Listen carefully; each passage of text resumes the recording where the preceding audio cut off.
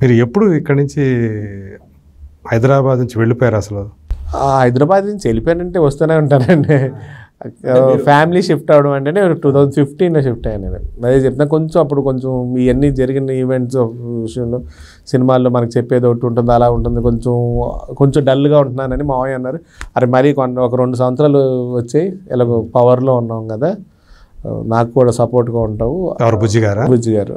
ఆ తర్వాత కొన్నాళ్ళు నువ్వు ఏలూరులో కొంచెం నీకు ఇంకా అలవాటు అవుతుంది జనాలు. అప్పుడు ఆయన ఎమ్మెల్యేగా ఉన్నారు. నీకు ఇంకా ఇది ఫ్రీ ట్రైనింగ్ లాగా ఉంటుంది. కొన్నాళ్ళు నువ్వు కూడా కొంచెం బాగా డెవలప్ అయ్యాక మళ్ళీ గెలిచాక అప్పుడు మనమే ఇంకో పెద్ద సినిమా తీసుకుందాం, కొన్నాళ్ళు సైలెంట్గా ఉండు, నీకు ఎలాగో చెప్పింది రావట్లేదు, కొన్నాళ్ళు నువ్వే బ్రేక్ తీసుకుంటే నువ్వు మెచ్యూర్ అవుతావు, నువ్వు ఇంకా ఆలోచించుకోగలుగుతావు, డిఫరెంట్ కైండ్స్ ఆఫ్ ఆప్షన్స్ నువ్వు ట్రై చేయొచ్చు అని ఆయన కన్విన్స్ చేసి, అప్పుడు 6 నెలల నుంచి రావట్లేదు, అప్పుడు గొడవ చేసి తీసుకెళ్ళిపోయారు. ఓకే, అంటే 8.5 సంవత్సరం అయిపోయింది నాకు తెలిసి. మళ్ళీ ట్రై చేయలేదు ఈ మధ్యకాలం? అంటే నేను ట్రై చేయను, ఒక రకం మనస్తాపంతో వెళ్ళిపోయారా? అంటే అండి అది ఇప్పుడు చాలామంది అంటారు ఒక్కసారి రంగు పూసుకున్నాక అది పోదు, అది మనసులో ఉంటానే, ఒక ఊబి లాంటిదే, అది మనసులో ఉంటానే ఉంటుందని. కానీ ఏంటంటే చిన్నప్పటి నుంచి పడి లేసి పడ్డ ఇబ్బందుల వల్ల ఏంటంటే ఓకే మళ్ళీ మనం టెంపరీగా పడిపోయాము, మనం మళ్ళీ లేవగలం అని ఒక కాన్ఫిడెన్స్ ఉంది. అలాగే నాకు వెరీ బిగ్, చాలా పెద్ద ఫ్యామిలీ అండి, పెద్ద జాయింట్ ఫ్యామిలీ, మావయ్య ఫ్యామిలీ, మా ఫ్యామిలీ. ఓకే, సపోర్ట్ ఎక్కువ అండి, మారల్ సపోర్ట్ ఉంటుంది. నా వైఫ్ దగ్గర నుంచే కానీ, లేకపోతే మా సిస్టరు, మా బావగారు అందరూ కూడా ఏంటంటే కంగారు పడక్కర్లేదు, వస్తుంది మళ్ళీ మంచి టైం వచ్చినప్పుడు నువ్వే పెద్ద క్యారెక్టర్లు చేస్తావు, అదే వస్తుంది, కంగారు ఏం లేదు. ఇప్పుడు ఎలాగో మీకు చెప్పినట్టు నేను హీరోనే అవ్వాలనుకున్నా, బీచ్ మీద కూర్చున్నాను అనుకోండి, ఎప్పటికీ ఏం రాదని.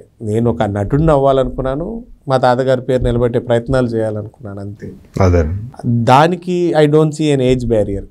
ఎప్పుడైనా ఒక ఏజ్, ఒక స్టేజ్ అయ్యాక కూడా చేయొచ్చు. నేను రేపు 50 వచ్చాక చేయొచ్చు, 60 వచ్చాక చేయొచ్చు. మన మనసులో ఏముంది, నేను హీరో కాలేకపోయానని బాధపడడానికి లేదు. నేను చేశాక కొన్ని సినిమాలు, అవును, విలన్గా కూడా చేశారుగా, కొన్ని కీలక పాత్రలు చేశారు.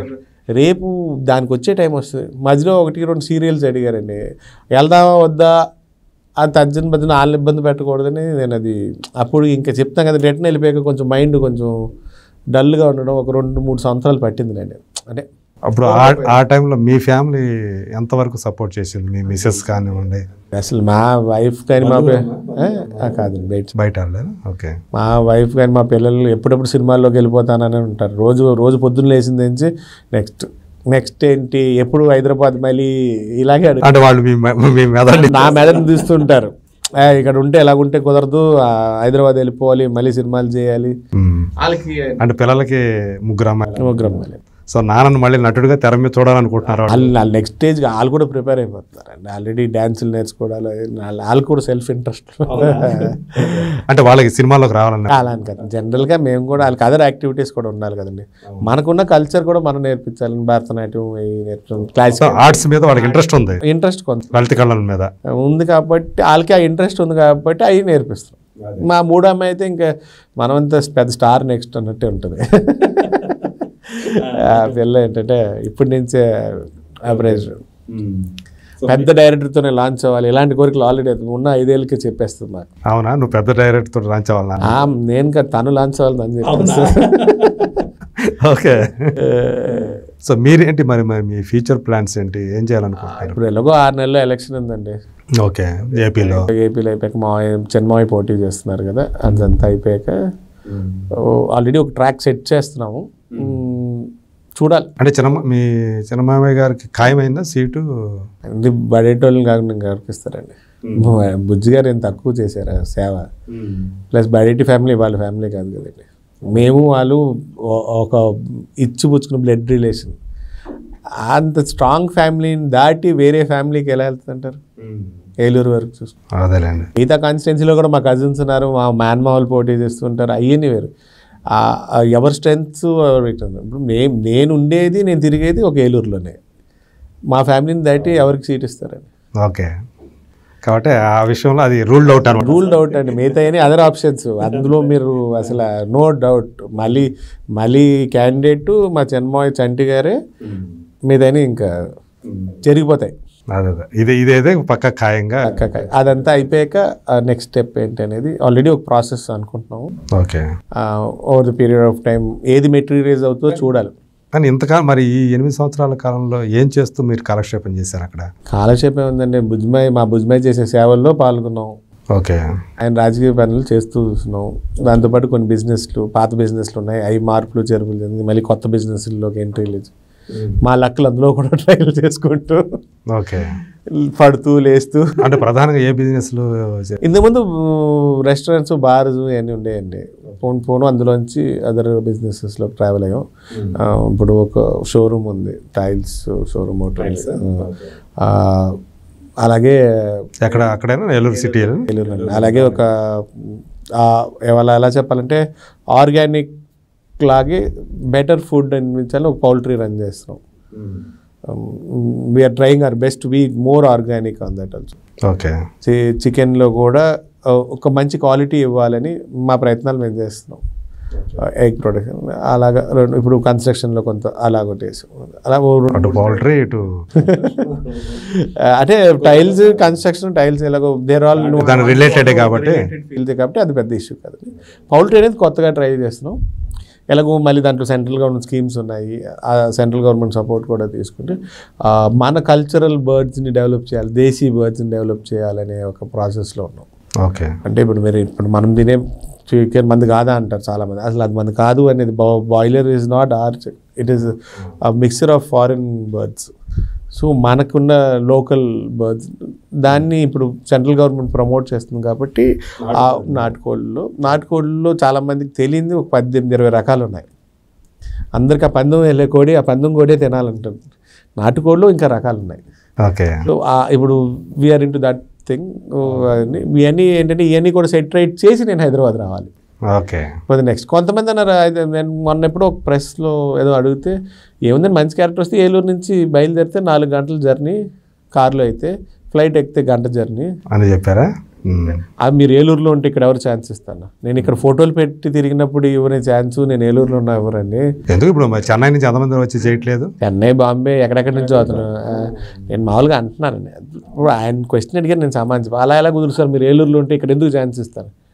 ఇవ్వాలన్న మనసు నేను వాళ్ళ క్యారెక్టర్కి సూట్ అవుతాను వాళ్ళకి అనిపించినప్పుడు నేను ఎక్కడున్నా వాళ్ళని ఫోన్ చేసి పిలుస్తాను. అది మాత్రం అవును. మీరు ఎక్కడున్నారని వాళ్ళే వాకప్ చేయరు కదా. అంతేలేదు.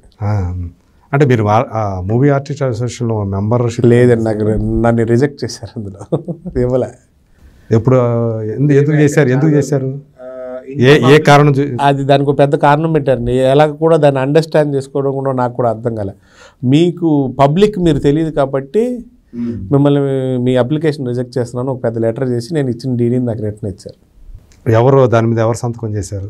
మురళీమోహన్ గారు అప్పుడు ప్రెసిడెంట్ అండి. ఓకే. ఆయన సంతకమే ఉంది అప్పుడు? ఆయనే ప్రెసిడెంట్ కదండి.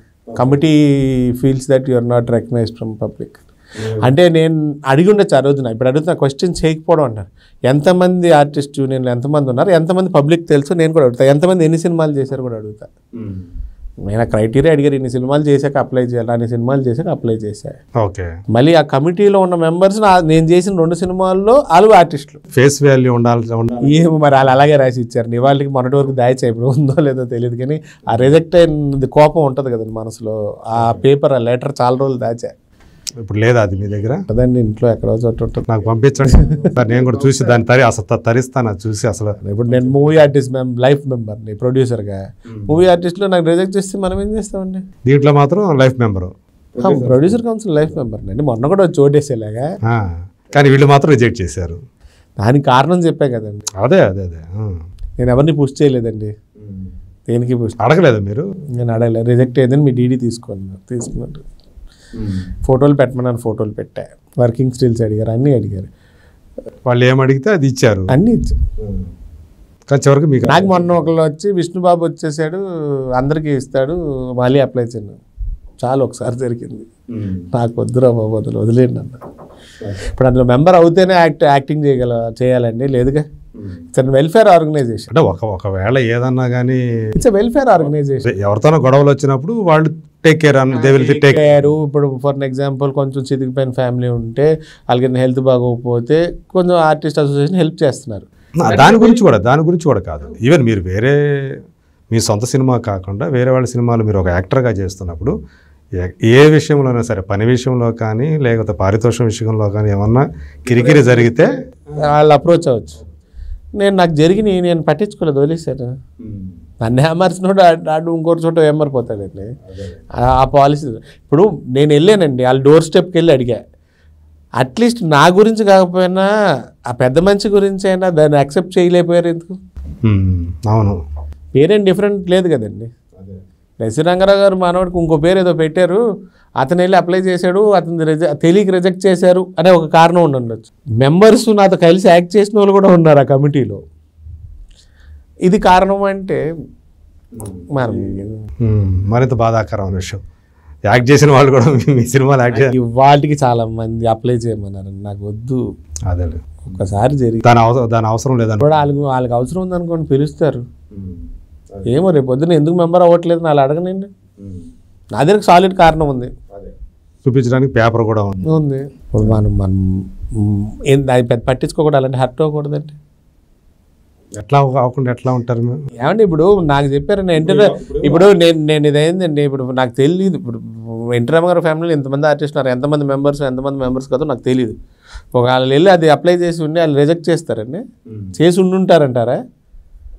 ఊరిని ఒక ఎగ్జాంపుల్ అన్న, వాళ్ళ ఫ్యామిలీకి మాకు మంచి రిలేషన్షిప్ ఉంది. నాగేశ్వర గారి ఫ్యామిలీలో ఉన్నారు, చిరంజీవి గారి ఫ్యామిలీలో ఎంతమంది ఆర్టిస్టులు ఉన్నారు, ఎంతమంది మెంబర్స్ ఉన్నారు, ఎంతమంది అప్లై చేస్తే రిజెక్ట్ చేశారు? ఫేస్ వాల్యూ లేదని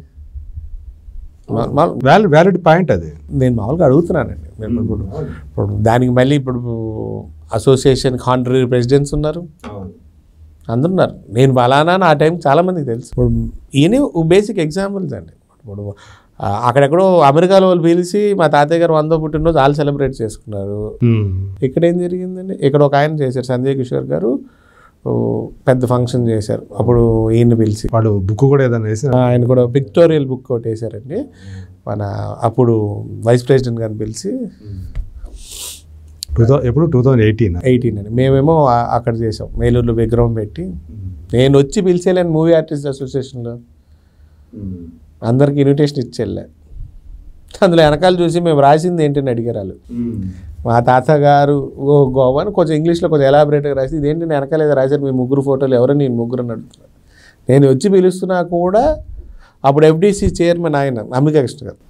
ఓకే, ఆయన వెళ్తుంటే వచ్చి పిలిచి వెళ్ళాం. వచ్చారు కదా ఇక్కడి నుంచి టీం వచ్చారు, వేణు గారు వచ్చారు, ఝాన్సీ గారు వచ్చారు. ఆ రోజు ఫంక్షన్ అటెండారు.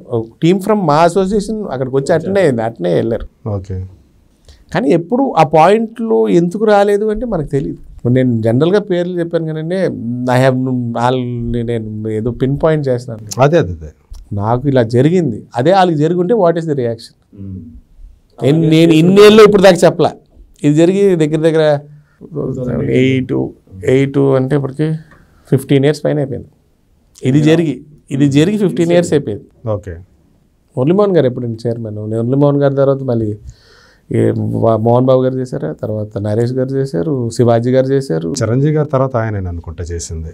మొదట చిరంజీవి గారు కదా మా మురళీమోహన్ గారు 2 సార్లు చేసినట్టున్నారండి. నాగబాబు గారు చేశారు, ఇలా చాలామంది చేశారు. ఆ రోజు ఆ క్వశ్చన్ మార్క్ ఎందుకు వచ్చింది నాకు ఇవాళకి $1 million క్వశ్చన్. నేను అదే అన్నాను, పెద్ద చూసేనా ఏమో ఇంకా కొన్ని సినిమాలు చేశాడేమో బాబు, 2 చేశాడు, అట్లీస్ట్ ఆ 2 చేసావు, ఇంకో 2 చేశాక ఇస్తారు. ఎంతమంది ఎన్ని సినిమాలు చేశారు ఆర్టిస్ట్ అసోసియేషన్ లిస్ట్ తీయమని చెప్పండి, ఎంతమంది పబ్లిక్ తెలుసు నేను అడుగుతాను. వాళ్ళే చెప్తారు, నాకే చాలా మంది తెలియదండి. మా మెంబర్ తీసుకోవాలి, వేరే వాళ్ళు ఎవరైనా సరే ఇక్కడికి వచ్చి యాక్ట్ చేయాలనుకుంటే ఇక్కడ మెంబర్షిప్ తీసుకోవాలని వీళ్ళే వాళ్ళ క్రైటీరియా ప్రకారం చూసుకున్నా రిలీజ్ అయిన 6 సినిమాలు ఉన్నాయి, 5 సినిమాలు. అంటే అప్పుడు మీకు ఇంకా గుర్తింపు రాలేదు, వాళ్ళు ఫీల్ అయ్యారు. తర్వాత నేను అడగలేదండి, ఏమంటే మీరు ఆ పాయింట్ అన్న రోజున ఆ చేంబర్ నుంచి బయటకు వస్తే ఒక ఆయన గుర్తుపెట్టుకుని, ఏమంటే జేబోలో తెలంగాణలో చేశారు కదా మీరు, ఎస్వి రంగారావు గారు మనవడు కదా అని అడిగాడు. అప్పుడు ఇంకా ఎంత బాధేస్తూ ఆలోచించండి. ఇక్కడ ఇంకా గుర్తుపెడతారు, రంగారావు గారు మనవడు మన తెలంగాణ కోసం పోరాటం కోసం చేసిన సినిమాలు ఇతను